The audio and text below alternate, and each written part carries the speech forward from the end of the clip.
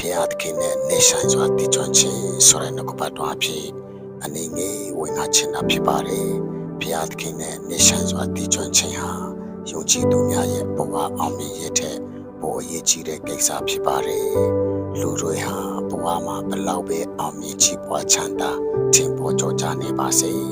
ဖျားသခင်နဲ့နေဆိုင်စွာတည်ကျွမ်းခြင်းမရှိဘူးဆိုရင်စင်မှန်တဲ့ဝမ်းမြောက်ပျော်ရွှင်တဲ့ခြင်းကိုအပြည့်အဝခံစားနိုင်မှာမဟုတ်ပါဘူးဘုရားသခင်ကလူတွေကိုဖန်ဆင်းခြင်းရဲ့နှုတ်ကိုမူလရည်ရွယ်ချက်ဟာလူနဲ့မိသားရတည်ကျွမ်းခြင်းရှိဖို့အတွက်တာဖြစ်ပါတယ်